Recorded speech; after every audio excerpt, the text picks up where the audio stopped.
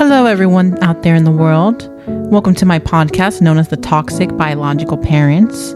I'm your host, Yesenia Fernandez, and this podcast is going to dive into some of the horror stories of the crazy, alcoholic, drug addicted people who I unfortunately had to call mommy and daddy growing up. And please notice how I use the word toxic biological parents, because it doesn't matter if you give birth to a child. You got to earn the title to be their mother and father. And secondly, I'm not telling this podcast to go into victim mindset. This is not what this is about. I'm doing this podcast because I want to give people who have gone through the things I have, or even worse, the strength and the courage to speak up and say something about it. Because let me tell you, everyone deserves a happy childhood from the moment they're born.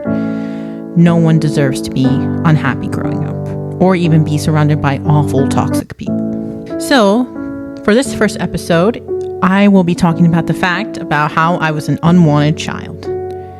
Yep, that's right, an unwanted child. My mother had me when she was 17, and my biological father had me when he was 19. You would think that even though they're teenagers, they would still love the child that was on the way. That was not the case at all. Believe me, if it was up to my biological mother, she would have had an abortion, and my father would have been perfectly okay with it. I'm not kidding. He literally said, if she had got you aborted, Yesenia, I would have been totally fine with that. From the moment I was born, they blamed me for missing out on their youth. They didn't like me at all and were not really present. They left me with other people a lot, including grandparents on both sides, and uncles, cousins, basically other family members they feel they could trust enough to leave with me, since they didn't want to deal with me. They wanted to go out and enjoy themselves. You would think having a child at such a young age would force them to grow up. I was stuck with two crazy people who lived in a fantasy of that they were still young and they can still go out and enjoy themselves without having to take any accountability for their kid. Sick, right? My biological mother wouldn't even be there for me when I was sick, when a mother is supposed to be there to nurture their kid. Oh my God, it was so funny. One time I got a really bad flu, and instead of her taking care of me, she left me with our downstairs neighbor who we didn't even really know. They could have been serial killers, bank robbers, or crazy people, and she chose to leave me with them. I was honestly scared, but she didn't care. She's like, you're going to stay with them, and that's final. Even though we barely knew them and it was a little bit scary, they actually turned out to be decent people. They made me some soup, made me some tea.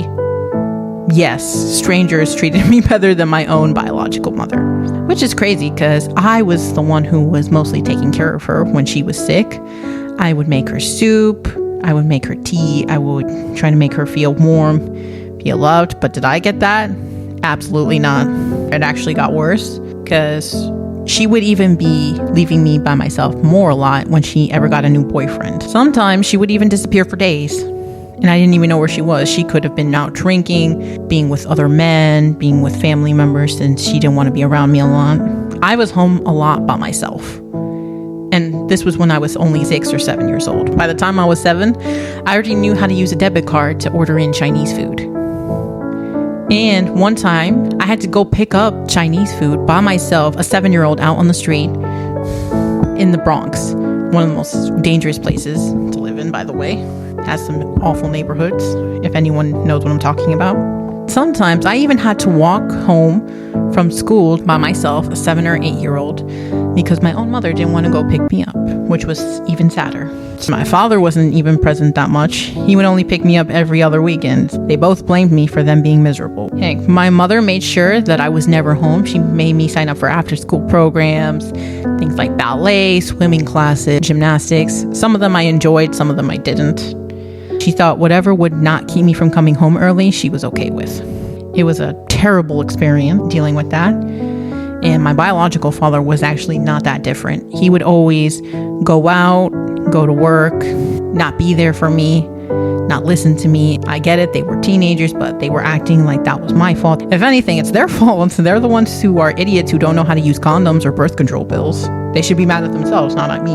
I used to blame myself for it, of why they didn't want to be around me. I used to think, what can I do for them to love me? And that was a very awful thing for a child to think. I finally had to come to the place where I told myself it wasn't my fault. It was theirs. They're the parents. Their goal was to be there for me no matter what. My biological father didn't even go to my school events. My biological mother, hardly. I remember my 5th grade graduation. He didn't even bother to come. And I begged him, can you please come? He said he would try, and then he's like, you know what, I can't come. When we both know he could have come. My biological mother made me late to it. And then that same day, she dropped me off in New York to her parents, then left, and that was it. I didn't see her for about a month. Oh, this is even a funnier story. When I was 8 years old, I don't know what happened, but she disappeared for 2 or 3 months. I had to stay with her best friend, and then eventually with my grandparents, and then we were staying with my aunt, which was crazy too. When she got her boyfriend/new husband, it got even worse. The only times I would ever see her is when she would come get stuff so she could leave at her boyfriend's house. As you can see, these were 2 people who didn't want to be parents, and they are pointing fingers. My own stepmother/biological father's ex-wife was there for me when I was sick. She took care of me. She nursed me back to health. The lesson of the story is that if your parents are not there for you, don't blame yourself. It is 110% their own fault, and you are a child of God and Jesus. You're not the problem. If they don't want to be there for you, that's on them, because no matter who you are, no matter what you do, you are a blessing and a gift. So keep that in mind. If you're ever feeling unloved, unwanted, or even abandoned, don't blame yourselves ever. We are all worth it. And if your parents fail to see you with that, then you know what? Screw them.